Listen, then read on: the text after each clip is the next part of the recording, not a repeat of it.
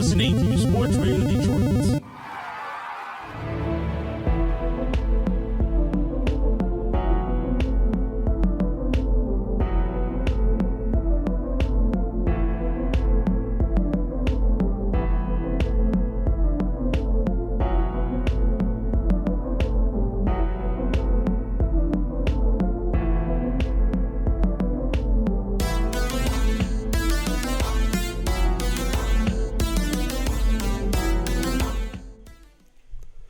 Hello, all you boys and ghouls all around the world, and welcome back to Grave Discussions. I am your host, Barnabas. And I am your other host, Samael. Welcome. And if you're here right now, 17 episodes into it with us, we'd like to thank you for sticking around and being loyal. Yes, we love all of you guys.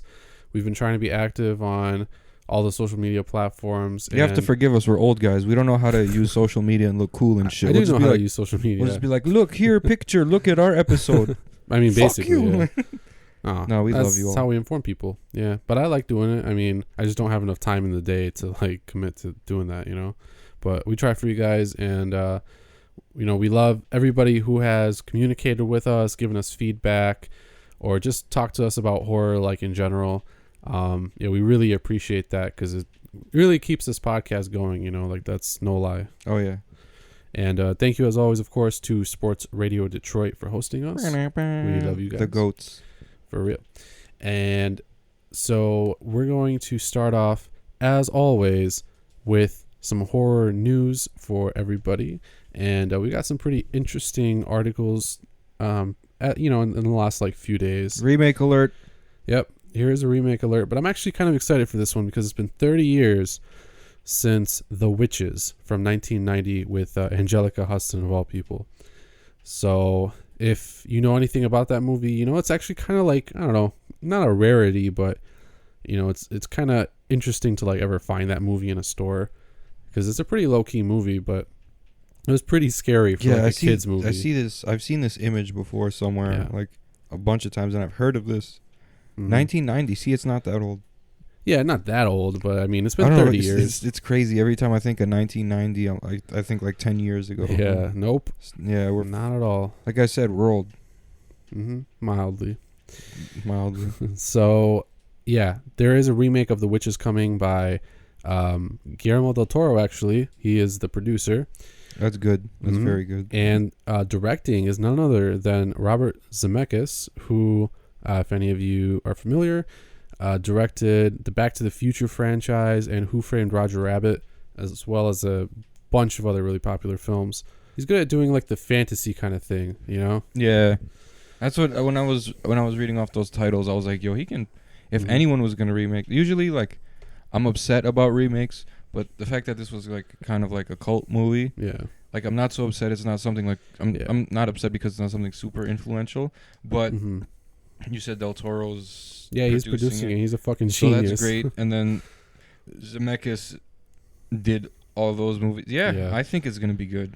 I think so. At least it'll be like it's not really supposed to be a family movie necessarily because it's pretty terrifying for like a kid. And even kind of for adults. I saw that Witch the first time too, and I was like, what the fuck, you know? Yeah, shit looks so depressing. Yeah. So we'll see. There's no release date or anything. Actually, I believe Zemeckis is in like the final negotiations to be the director on that film. So it'll probably start shooting at some point. Nice. Speaking of which, on to our next bit of news here. If any of you have been kind of hearing about this HBO series called Lovecraft Country, then you'll be delighted to know that there's new casting announcements about it. And in the show, basically, it's follows this guy named Atticus Black, and who joins up with his friends to embark on a road trip across 1950s Jim Crow America in search of his missing father. And then it says that they struggle to overcome the racist terrors of white America, so implying that he's a black man, and the terrifying monsters that could be ripped from a Lovecraft paperback. So that's really interesting because it sounds like there's going to be actual monsters. So I'm like kind of intrigued, you know, and it's Lovecraft. So yeah, that's what's Jordan Peele's, what's he doing in this? Yeah, I think he's producing it. His Monkey Paw Productions. Yeah. Mm-hmm. Okay, this is gonna be pretty good. Yeah.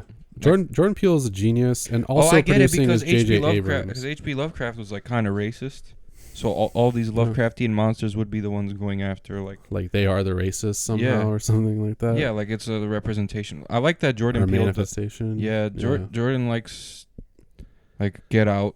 Yeah, and like the same sort of premise. Like he really appreciates horror for like what it is. He's really good. So yeah, I think that it's gonna be dope. But coming today are the casting announcements of Courtney B. Vance. I don't know how to pronounce this name. Anjanu Ellis, and Elizabeth Debicki, and they are starring alongside the previously announced Journey Smollett Bell, Jonathan Majors, who's going to be playing Atticus Black, and Wunmi Mosaku. So that's pretty cool. I'm excited about that one. And then, so here's the last bit of real news, which I am a huge fan of, and Sam is not quite that excited about. I didn't know you were a huge fan of this. I don't know if I would say I'm a huge fan, but I do enjoy it. Because like when I asked you about it, you're like, yeah, it's basically like Ash versus Evil Dead. It is. Because I saw this on Hulu. Telling the truth. It's the fucking dude from Scrubs. Yeah, he's great. He just fucking like Dr. Cox is he killing. just doesn't give a fuck.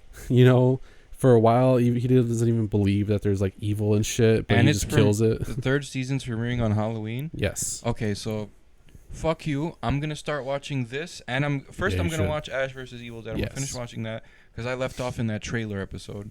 Yeah. And then I'm gonna watch this. Okay. And I'm gonna be ready. You're gonna have some good TV watching, bro. I have to catch up because I'm so like skeptical of like shit like this. I know it's fun though. I mean, Ash vs. Evil Dead is basically in the same style of like Evil Dead 2 and Army of Darkness. So if you like those movies, you're gonna like Ash vs. Evil Dead. So like Maria Bamford's in this? Who? Maria Bamford, bro. You have to show me how she looks. I don't recall how she looks. She's gonna be Nurse Pickles, no nonsensical nurse who may not be as helpful as she seems. Oh, okay. This sounds pretty good. I mean, I never gave it a chance. But yeah, honestly, I like it. When I see stuff like this, I'm like, yeah. Oh, it's a Hulu show or it's a Netflix show. It's actually good. There's actually a lot of like cool action, and the episodes are pretty short, so I like it. The makeup is good. The story actually is also pretty good, surprisingly. And then the dude who played Dr. Cox, he's great in like everything. He is. Well, like I didn't know that was him. I kind of just skimmed past like the poster, and I was like, this looks shit. Nah. John C. McGinley is. This is on Hulu. Is Ash vs. Evil Dead on Netflix? Yes. All right, cool. Yeah. So we're good. Yeah. Yeah, you can just watch whenever you want. I think you should definitely start that show. So like, what's the main like? So okay, real quick, the main premise basically is that John C. McGinley's character, I don't remember his name, Stan Miller. He never really like was involved in much. He was the sheriff, but he was never involved in any type of like magical or demonic shit or anything like that. But his wife secretly was, and his wife dies, and he thinks of like cancer or something, and basically these like evil things just start appearing in the town. Yeah, like demons kind of like Evil Dead. Yeah, pretty much. And so it falls onto Sheriff Miller somehow to like combat these things, because you find out that his wife was a witch like pretty early on, or not a witch, but like a defender against evil, basically. Like she knew magic and stuff. Oh, so like a white witch. Yeah, kind of. Like a magical guardian or something, like to protect against demons and shit. I don't know. So like Stan and his daughter find out, and so they're basically battling evil. But there's this curse that is supposed to kill every sheriff of their town after like some number of years or something. But Stan never died. Yeah, he never died. He like retired or something before he could die. And then the new sheriff came in and he explained the curse to her once he found out about it. So now he's trying to get her not killed, to avoid this whole curse. And that's basically the premise. And then, obviously it expands like as the show goes on. Season 2 is pretty good. But all the monsters and stuff that they face are pretty cool. and it's just really like to the point. Like it's quick, so it gets right to the action. You know, I like which that. I like, yeah. So it's a good show. Go check it out if you have not. I will. And we're gonna move on to just telling you guys about a couple trailers. If you remember from a few episodes back, we talked about this movie called Tao. And now there is a brand new trailer for Tao, which is being directed by Federico D'Alessandro and starring Ed Skrein and Gary Oldman, actually, and Maika Monroe Damn, from It Oldman's Follows. going to be in a lot of movies nowadays. Yeah. I think he might be the voice of Tao, the AI, possibly. I'm not quite sure. That wouldn't be that creepy. It's actually, I don't know, it's actually pretty creepy because you know that it's a fucking like AI robot, you know? So I enjoyed the trailer. I think the trailer actually looked really good and actually looked more horror-y than I initially thought it might be. So I like that one. The next one is one that you should be pretty excited about. It's called The Devil's Doorway. Ooh. And I actually am really excited for this one because the trailer... Is this big? I don't think it's that big. The trailer shows that it's actually a found footage horror movie. And it's about these two priests who visit this like asylum for these like Irish women. And they're actually imprisoned by the Catholic Church of Ireland. Just because they're like fucked up or something, you know, like society doesn't want them. And they hear about this miracle, like the Virgin Mary statue crying blood. And so they go investigate, but they actually find like all this crazy demonic shit. And it's all found footage. It looks dope. Looks like some Covenant shit's going on here. Yeah. Oh, look when it's being released. Yeah, July 13th, 2018. Nice. It's my birthday. He's a day older than me. Yes. I always rub it in his face. Actually, you rub it in your own face. You always mention it. You're like, you son of a bitch. You're Yeah. 1 day older than You've me. been here longer. And I'm like, yeah, I know. This looks. Yeah, so it actually looks really cool. And finally, we have a movie called Undertow, which is also another indie film. And the trailer is actually like not a typical trailer. Like it's basically just they pull out one like fucking scene from a movie like that's 2 minutes long, and that's the trailer. Like you just watch the one scene, so you don't really get to see much. But that's like kind of intriguing, although it's supposed to be like some psychological horror about this woman who loses her baby, and like while they're still in the womb, you know, she has a miscarriage, and she begins to think that her husband's like cheating on her, and then basically she and this girl get involved together, like presumably violently, and shit just kind of happens from there. That sounds dope. Yeah. When is this one coming out? Let me I don't think there's a day yet. We'll premiere at the Melbourne Film Festival this August. So it's probably going to be released a few weeks after that. It depends on how it does. Yeah, if it circulates like in the US or something, then it might be a while, because that's how those things go sometimes. But Yeah. it depends. It all depends. But check out the trailer for that if you want. It is kind of a weirder trailer to like sit through. But if it sounds interesting to you, then take a shot. Right now, though, we're going to move on to the Cult Corner.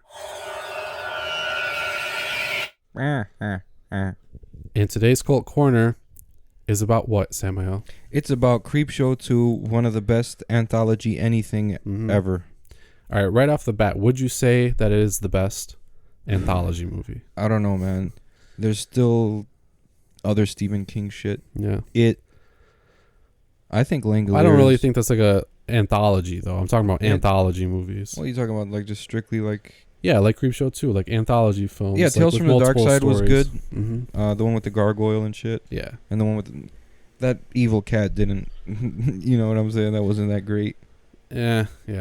This cat's a fucking bastard, you know? But like that one had the Mummy episode. Remember that one, the Mummy? Yeah. With fucking Steve Buscemi? I still think this is better. Yeah, This really? is Okay. I think this is better than the Twilight Zone shit too, the okay. movie. Because I'm actually going to say I think that Tales from the Dark Side is the best. Really? Yeah, it has the most like standout segments, I feel like. And also like the interwoven story with the kid that gets trapped by the witch or whatever. and thinks that she's gonna like chop him up and fucking cook him and eat him and shit. Yeah, I remember story that. That was fucked up. Probably the best. Isn't that like Hansel and Gretel? Shit? You know, yeah, like some basically. hardcore shit. Yeah, basically. So that's why I like that movie a lot. But I just wanted to ask you and get that out there. I don't know. I really liked Creepshow too. Me too. I watched the Tales from the Dark Side movie when I was in 2nd grade. Mm-hmm. I was like 7 years old. So I watched Creepshow 2 when I was in like middle school.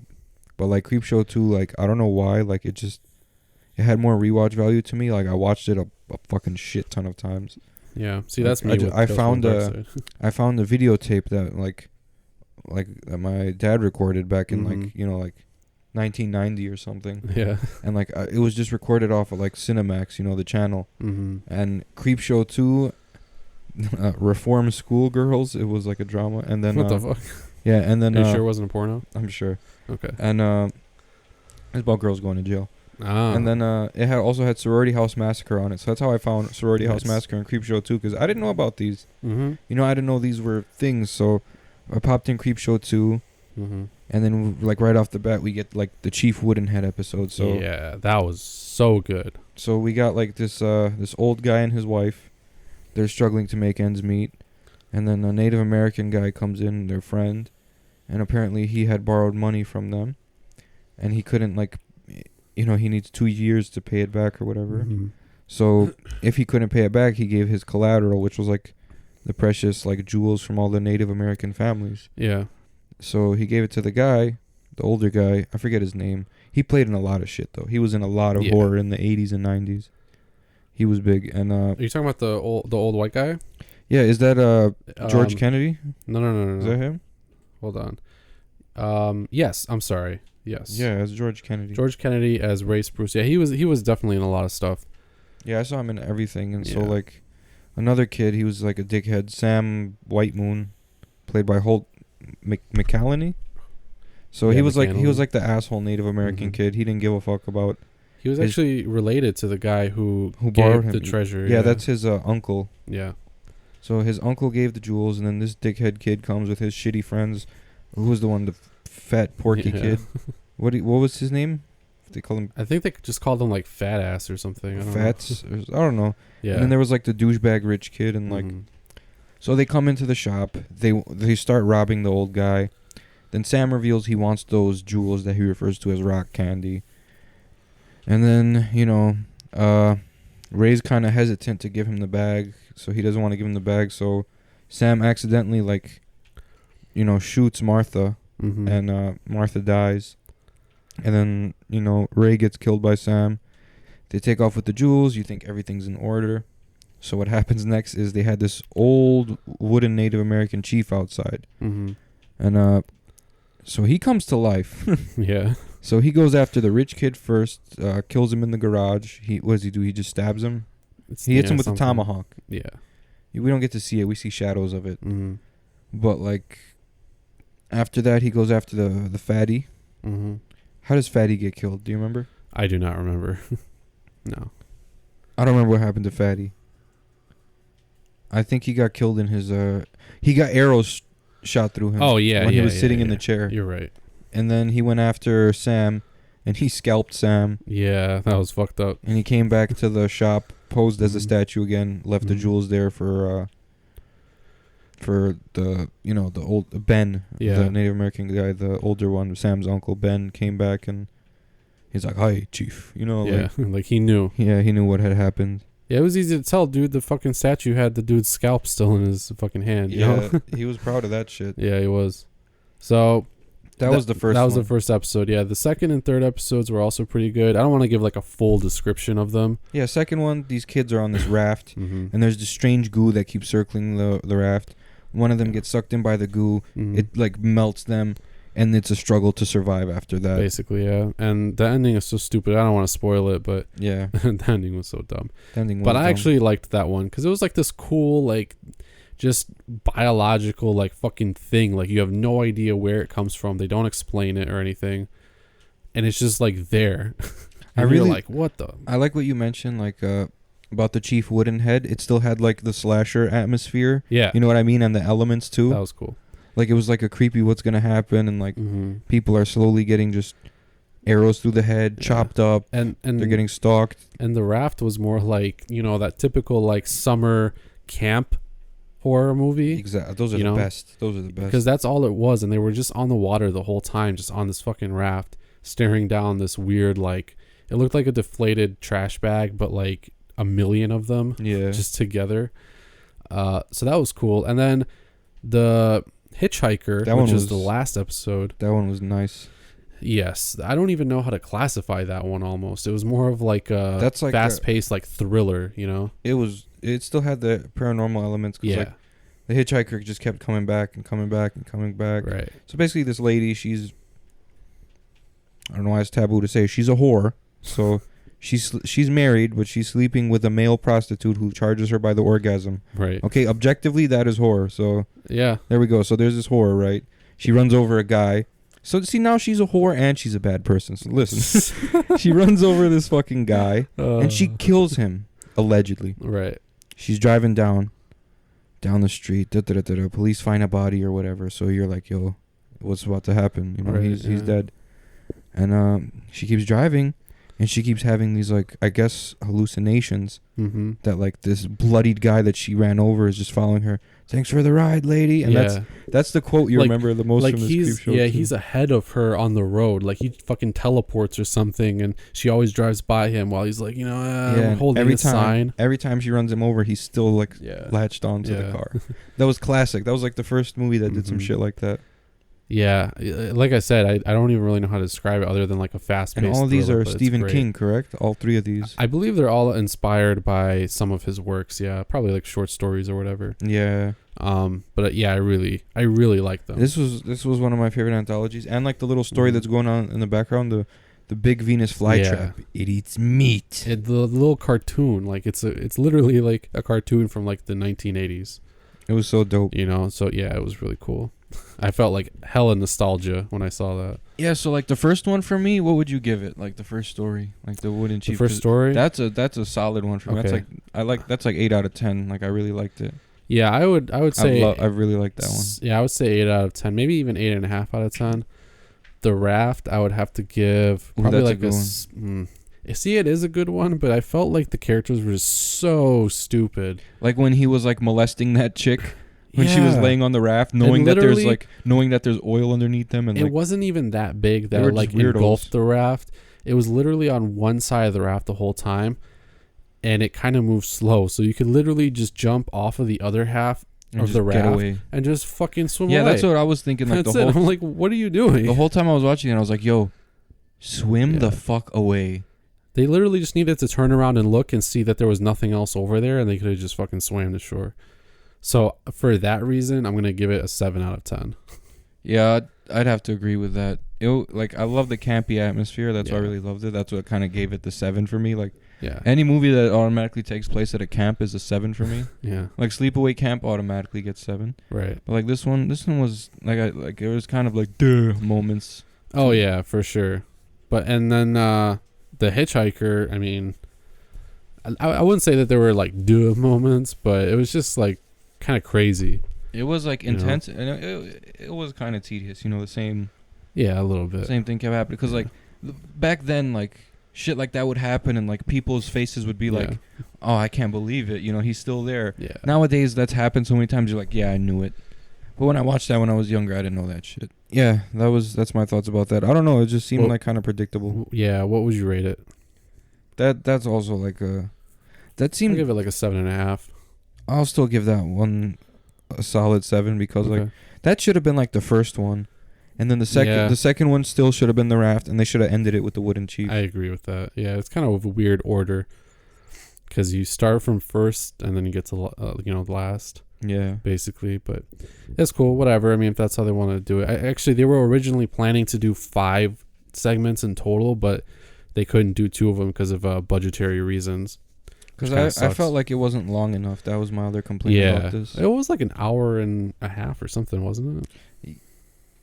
I think it's just 3 stories, you know, like... Yeah, they were longer stories, though, kind of. Yeah, but they couldn't go like too in-depth into what was happening, right? You know, like...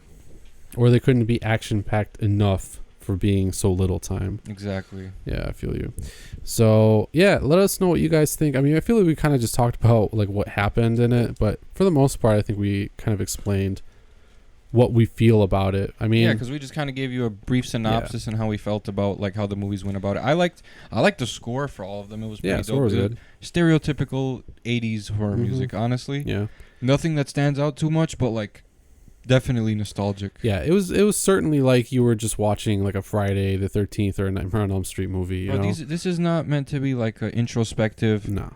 like thematic movie. Like this is a fun little movie that you watch with like two of your friends. Like I always say, Friday night. Yeah. You go to the video store, you grab some popcorn, you sit down, you shut the fuck up. You don't pull out your phones and, post pics. Look what I'm watching. No, you just watch it, and then you're like, wow, that was a good movie. Yeah, yeah.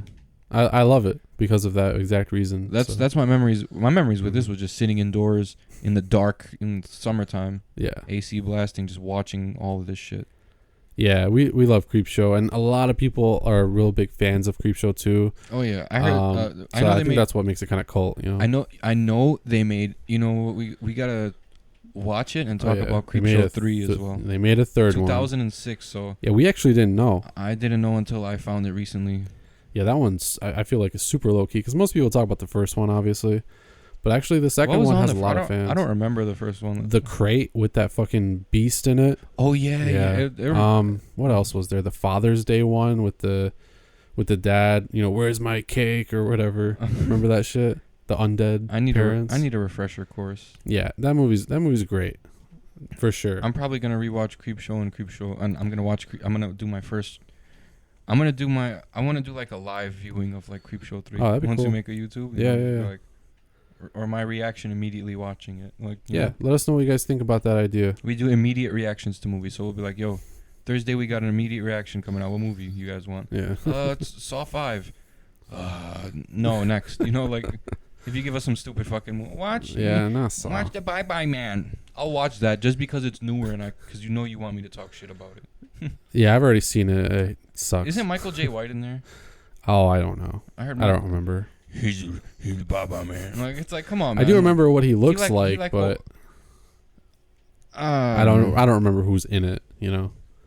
It's not that good. Anyway, Creepshow 2, fucking amazing. Yeah, go check it out. Let us know what you think. You'll love it, and why you think it has achieved such a cult status. Yeah, I just think it's that quintessential like 80s movie, but it's got a number of segments in it, and they're all really good, and I think that people really appreciate that. So that's why I think it's achieved the status that it has. It doesn't drag on either because they're like quick stories. No, I don't think it really dragged on. I mean, The Raft was like a little slower, but it was cool enough. It was slower once a few people got knocked off. Yeah, but it was cool enough, I feel like, that it doesn't really matter. Yeah. I mean, I really like that. The special effects were amazing. Well, the goo just looked like a garbage bag with like fucking crumbs all over. Once it like ate people, that was really dope. good. Yeah, I really, I don't know. I enjoyed the fuck out of this. I don't know. I could watch this every weekend, and me too. I'll be fine. Yeah, it's like one of those movies like Halloween. Like I would consider it at least like up there with like classic in terms of like very very good quality classics. Yeah, Creepshow 2, Halloween, Black Christmas, to name a few, but those are 3 off the top of my head that I can. Tenebrae, oh my god. I know. Suspiria, now that I've watched it. Yes, yeah. Go check it out for sure. But we're actually going to be talking about another very popular cult classic movie. Yes. In our main segment, we're doing a retrospective. So looking back on Pet Sematary, which, if you hadn't heard the news, it was announced that filming on the remake of Pet Sematary has begun, so that's cool. I'm kind of happy about that. Me too. I do want to see. When did Pet Sematary come out? Like 90, 97? I don't fucking know. 89. Did it? Holy shit. Yeah. Yeah, it did. Holy fuck. Yeah, I think it's time. Yeah, it's been long enough. That's 19 years or something. But I can already see like the trailer for it. Like, have they made one yet? No. I can already see like there's things said about this place. Dung, dung. The frame changes to someone else. Yeah, like it's that very like serious, that go in, like The Conjuring. Don't come back out the same. Dung, dung. Like they're gonna make it like. You know what I hope it is? Remember those trucks that always drove across the road? I hope Yeah. that the trailer for the remake is just trucks Yeah. driving across the road. That would be great. Like, That would be such a troll move. Yeah. And then it just like cuts like Pet Sematary. Like Yeah. you know what's coming. You know Gage is about to. No, get but it's like fucking- 5 trains or that whatever. shit was traumatic. Yeah, it was. To be fair, though, it was totally the dad's fault Oh yeah. because he was like not keeping an eye on him, Yeah. Like and his 1000. son was stupid as fuck. And So- it's kind of his fault, for burying him in the cemetery. oh yeah. That's also like think about it. He's the reason his son died, Mm-hmm. and like instead of like just accepting it, dealing with the grief for a bit, Yeah. he tried to redeem himself and got like a few people killed Mhm. in the process. Yeah. So And he had to live with himself. right. So basically, since we're doing an retrospective, I think it's totally fine to give spoilers. Yeah, everyone's seen this. Oh yeah. So as you all know, Part 2 I've seen too. Have you seen that? No. Really? I have not. So great. I heard it was trash actually. No, it was All right. it was completely different from this. I You know heard how it you know how this was like super like eerie and like it was Right. really atmospheric, and then the little kid was actually like pretty fucking like he wasn't Yeah, it was creepy. disturbing. He wasn't creepy. That was the weird thing about it. At first, like remember when he was walking up to his mom, "Hi, mommy." Like, no, Yeah. the second one is just like zombies coming at you. you know? Okay. So that's why I think this one like people always talk about this. Oh yeah, Unless this movie was is- great. People never talk about the second one unless it's something bad. Mhm. Like it's kind of like with the Halloween situation. Hey, one was great too. Yeah. What the fuck? But like I think the first one was to the test of time because like it shows how like vulnerable we can be. Like the scene with Mhm. what's her name, Rachel? Yeah, so let me tell them what it's about in case they don't know.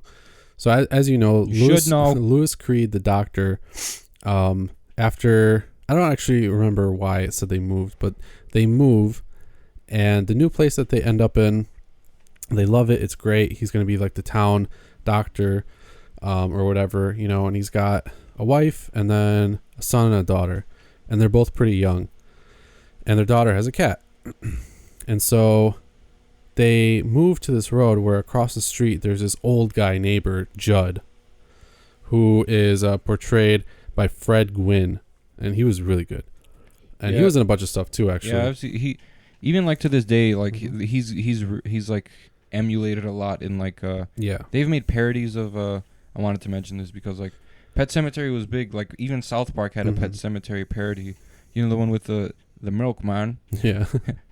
You're out of work. Your wife's getting pounded like a mallet duck. He's been influential. Like everyone knows who the fuck he is. Yeah, he was a really good character. But basically they live on opposite sides of this road that just has the most asshole truck drivers in the entire world driving by there all the time, and they're going fast as fuck. Like, you know how trucks are only supposed to go like 60? They're going like 80 or something, so they could obliterate anything if they hit it. Nothing lives if touched by these trucks. And there's actually a pet cemetery nearby because of all the animals and pets that get killed by truckers on that road. So Creed's like, kids basically are starting to learn about death because of that. Like they hear that stuff from Judd, and his daughter especially begins like questioning her mortality and like death and about her cat and shit. So basically they go away. Ends up that the cat dies, of course. And so with the help of Judd, who knows he's old, he's lived there forever, he knows about stuff, like weird stuff. Yeah. He takes him to this place like way beyond the pet cemetery. Price you short and go. Yeah. Because sometimes dead is better. Mm-hmm. But not in this case. He felt like Lewis Creed and his daughter should have their cat back, so he took them to this like Indian burial ground, the Micmac. Micmac burial ground. And he's like, bury your cat here. So he did, and the fucking cat came back to life. But it wasn't the same cat. Well, it was the same cat, but it was kind of. Yeah. But it was like evil. You know where they got this story from? So I read up apparently that like it's based on like the Wendigo.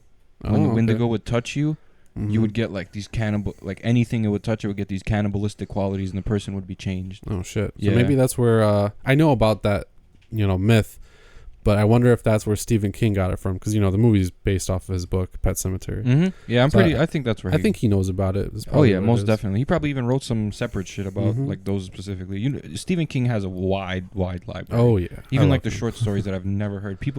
His works can be published for like, they could be out here for the next 200 years. He has so Mm-hmm. many of them that we could just keep making movies off of just his shit. Yeah, I love reading his stuff for real. So him and Dean Koontz are fucking geniuses. Mm-hmm. So spoiler alert: we may be doing an episode all about Stephen King coming up. Yeah, we have to. Yeah, We got to talk about our favorite. yes, movies. definitely. But yeah, Pet Sematary was fantastic. So eventually, his little son, who's like, I don't know, fucking 3 or 4 years old or something. Gage. He wanders out into the road and of course gets hit by a truck and he dies. And so the wife and daughter go away, and then Lewis tries to do the same thing with the cat to his son, and his son comes back, of course, and then just basically, a bunch of shit happens.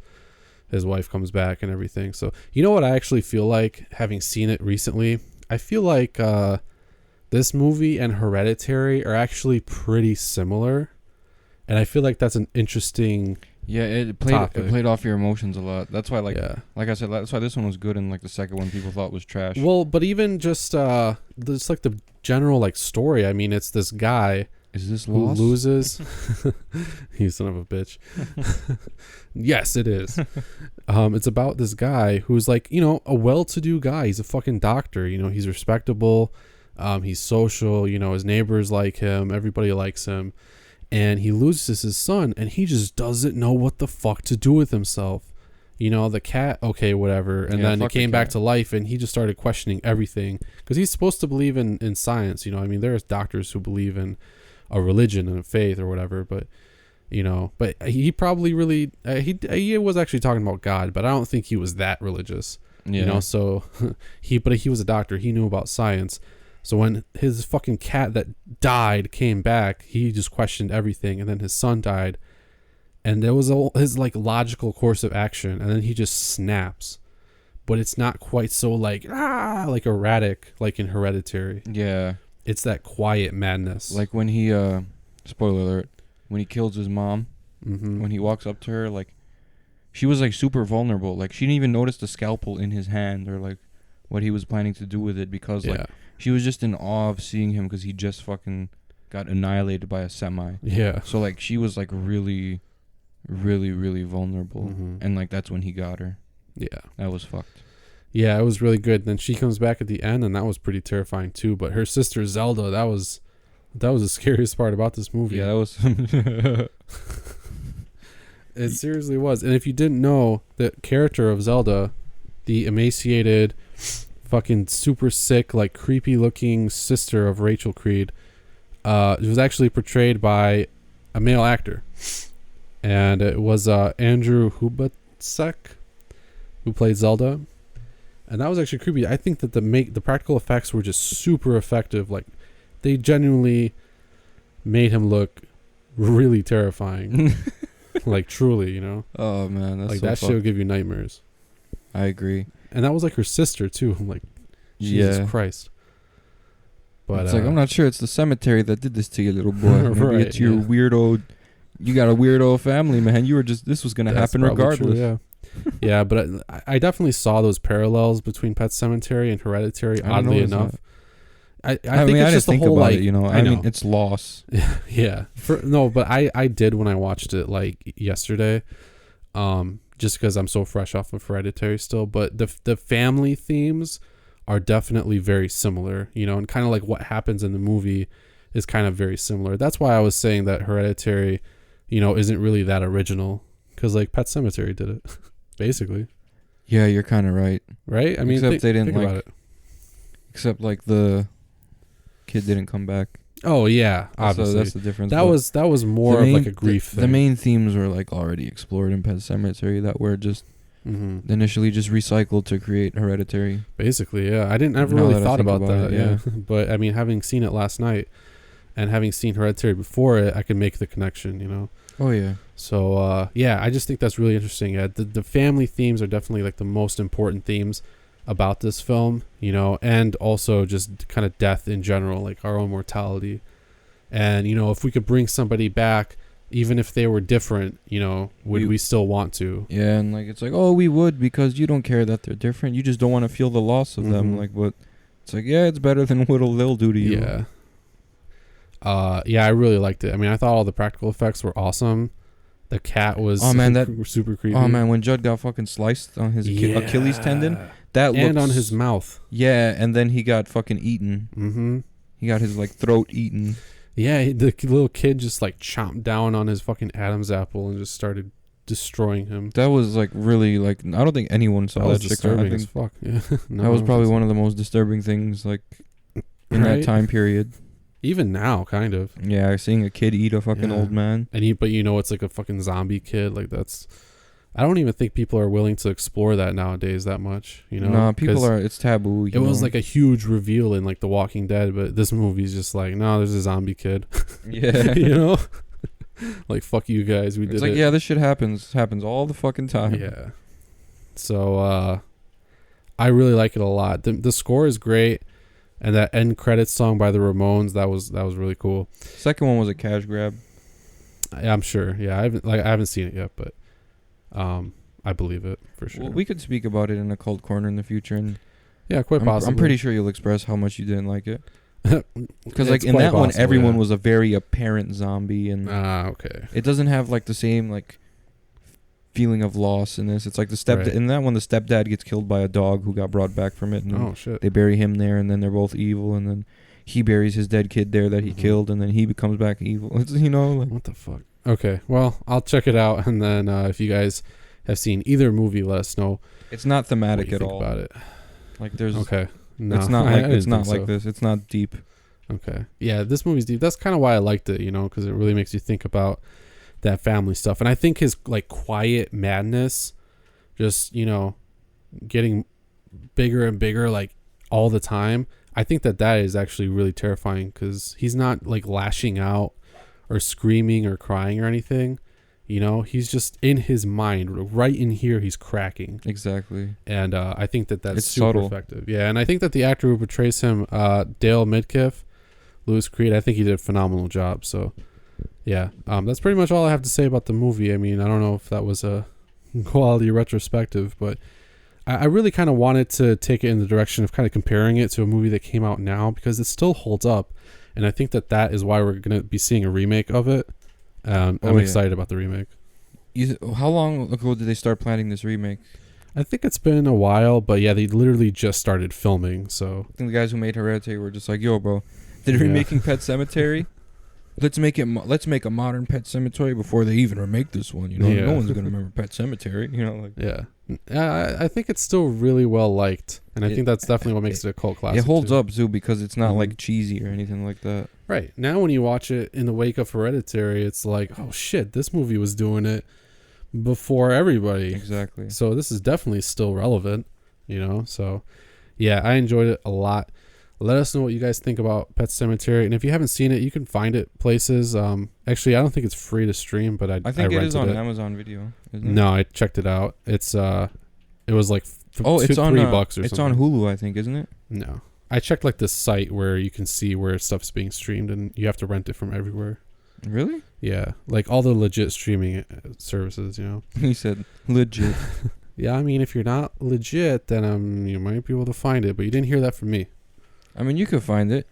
Yeah, I know. You could just kind of Google, like, you could find it on YouTube, actually. Just put, because oh no, it's not public domain anymore. Yeah, no. Because, okay, you might not be able to find it. So, yeah, probably like, you could find a lot of other 80s movies and shit on YouTube. A lot of shit is just public domain now. Yeah. Like, you could just watch full movies. Mm-hmm. I found a lot of our Cult Corner movies on YouTube.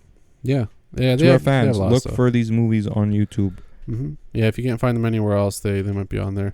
But we're going to move on now to our final segment of the episode, and this is the chopping block. What's up on the chopping block this time, Sam? The chopping block is available everywhere, and it is called "Don't Hang Up." Oh, that was a good one. I was gonna start off with like a like ring ring. Mm-hmm. Who is it? Don't hang up. That would have been cool. But we missed our chance. We missed our chance. Yeah. So this week's movie on the chopping block is Don't Hang Up, and it's about these two teenage boys. YouTube pranksters, bro. Oh my god, like Prank Monkey 69, man. Nice, you know. I don't even know how you remembered that. I don't know, because I read the description like today. Oh, I did think, you? yeah. But I also, I mean, it's kind of hard not to remember. Like, who names themselves Prank Monkey 69? And they're like 18. So his friend was a douchebag. And basically they prank call people, but it's like really serious. Like you see a woman at the beginning getting prank called by them, but they like pretend like they're the FBI or something, or like CIA. And they're like telling her that her daughter is like in danger. You know, Yeah, they're like someone in the like house. a police squad, and then like she starts Mhm. freaking out. They're like, "No, stay in your room, ma'am, stay in your room." She runs out, and then you just cuts to a frame of these fucking YouTube douchebags laughing. Yeah, and I don't want to spoil kind of why she was relevant, but basically they're prank calling people. She was, and they get a phone call from this man, Mr. or Lee. I'm sorry, they call him, but then he calls them back later after they like prank him. But he basically talks to them. He's like, you think this is funny, prank calling people, and shit like that. And then he gets like super serious because he like knows their names and stuff. He knows where they're at. Mm-hmm. He know He's like, how would it feel if you were, pranked or like caught or something? yeah. So basically he keeps calling them and he tells them, don't hang up or something bad is going to happen. And something bad is definitely happening, and they have to try to figure out what's going on. They were being manipulated the whole time, though. It was so fucking smart. That's why I like the way this Mr. Lee is one of like the most devious characters in horror. That's just a regular person. Mm-hmm. I agree. Cause like he didn't just like stalk you, kill you. Like he set stuff up. Man, he set. I'm not gonna spoil it, but he set everything up. I really liked the fucking like. This movie was really intense. Mm-hmm. Like at times he had to like, they would have to do something, or he would play a video, and then it ended up being like, Brady's fucking parents or whatever. Spoiler. That's spoiler alert. But I don't know. I really liked the way it delivered like the scares and like the suspense, and like I wasn't bored for 1 minute of this fucking movie. Even when it was slower, it just had that like palpable tension. It did, bro. And that's why I really liked it, because I wasn't ready for it. I thought it was just gonna be like some dumb teenager horror movie, but it was actually really good and just really suspenseful the entire time. And it had little clues and stuff, and you never like saw Mr. Lee. So I really liked it. Actually, it was cool. I liked it too, and then we find out Mr. Lee wasn't even his real name. Yeah. It was like the name of a Chinese place. Right, yeah, exactly. They like finally kind of figure it out. Well, they don't really figure it out that much. He kind of tells them. But anyway, it was very effective movie. Nothing specific about the score or like the cinematography. No, but that's where the cinematography was okay. The score was whatever, but it was definitely just more about the atmosphere. The atmosphere and like the shit that was going down, because everything like. Okay, this is one of those movies, shit picks up really quick once it starts, and it doesn't stop. Like, this is one of those movies, like just like Angel Heart. Each step, like the main character gets himself deeper and deeper into shit. Yeah, into the rabbit hole, as it were. I really enjoyed it. Man, I don't know. This is like one of the modern movies that like, this is great horror. And I was surprised too, because honestly, I didn't think I was gonna like it, because I've seen all those movies like Unfriended and all those other movies, which are okay, but they're nothing really that special. And I thought this was gonna be another one of those, but I actually really enjoyed it. It was smart. This was like When a Stranger Calls meets a revenge flick. Yes, but this guy was much smarter than the guy from When a Stranger Calls. Yeah, he was. Like he was like a fucking not evil, but like rightfully so, like angry genius. Like he was basically just like John Wick, if John Wick like never kicked in a door and like broke some dude's neck and then like shot him in the chest 3 times, like close range. If he tried to be really sneaky with like a ninja. I really liked Mr. Lee. I hope they make a second one, because we see at the end of the movie that he's getting back like a lot of like pranksters. You saw like the other the prankster he sent a thing to. Yeah. I think after that he got a taste for giving people like. I think so too. Yeah. It's like kind of like Saw, except there's no torture. It's just like you're fucked basically from the get go. I don't want to spoil why you're fucked from the get go. Like right. But if he does like this, if there's a second one and he does it like he did the first one, basically you're already set up to fail You just got to play Mhm. his game. Like, you don't have a choice. Yeah, I mean, anything could happen if you are able to outsmart him, but it's gonna be tough. I think he was like a former agent or something. I don't know. Yeah, Most I think likely. he probably was. Because he has like a mastery of like technology, and he's just really methodical and intelligent. This is one of the more like intelligent. Like, I was surprised. Fuck, I don't want to call him a villain. This guy. Okay, Hmm. this is all I'm gonna say. This is my only spoiler. This man is not the antagonist. This man is the protagonist. Yeah, it depends how you look at it. If But I can see that. if you're anti-revenge, then Yeah. then you'll be like, oh, he's the antagonist. If you're realistic about your life and probably the shit you would do if something happened to you. Yeah, like, it was a pretty realistic movie, actually. Yeah, man. Like, I this was shit can surprised. happen. Like, Yeah. this shit can really fucking happen. That's the And thing. I feel like those are sometimes the more like terrifying movies. This isn't some otherworldly guy. This is like just the wrong person that you fucked with. Basically, yeah. It's like if you talk shit to someone on Xbox Live and told him you hope he dies, and then he just finds your address and starts fucking. That would be extreme. He like private messages you, and it's like the weirdest shit you've ever read in your life. Right.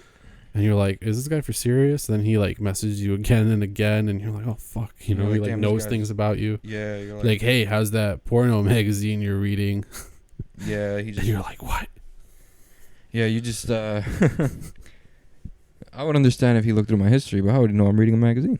Well, He already that's the planted thing, cameras in yeah. your house and shit. Right. I mean, he before. already did in their house. You remember that? Yeah. He planted a bunch of shit. Yeah. So yeah, man, I really enjoyed it. My verdict is it is not chopped. Not chopped. You should go Yeah. watch this. It's on Shudder. Yes. It's on. It might be on Amazon Prime potentially. It is on Amazon Prime. That's Okay. right. I saw it. It's on Shudder and Yeah. Amazon Prime. But there are actually I actually kind of discovered these recently. But there are websites you can go to and like just type in something like a title, and it'll tell you if and where you can stream that title. And I forget what they're called, but just type in like where can I stream this or something like that. I think there's one called Just Stream or something like that. So basically, you type in a title and it tells you which services have a movie available first of all, and then it tells you if it's free to stream. Unless you're trying to actually own the movie, then go to eBay. Right. eBay has the director's cut of Halloween 6. Mhm. eBay has so much shit. eBay has everything. And Amazon recently has the Blu-ray re-release, HD re-release of Halloween. Yeah. It's like there you go. It's like $8, $9.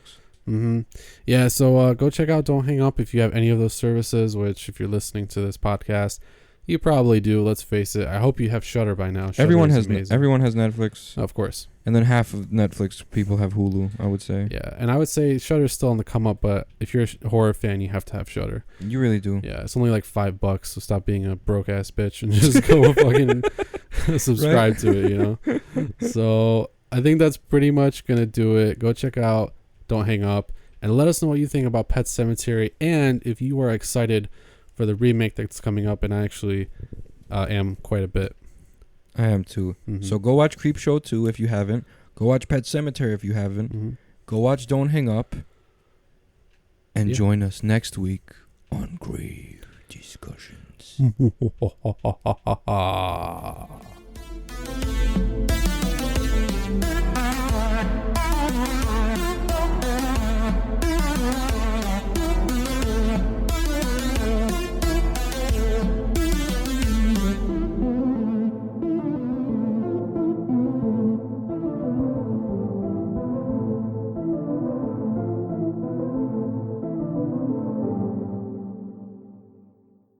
This has been an SRD production.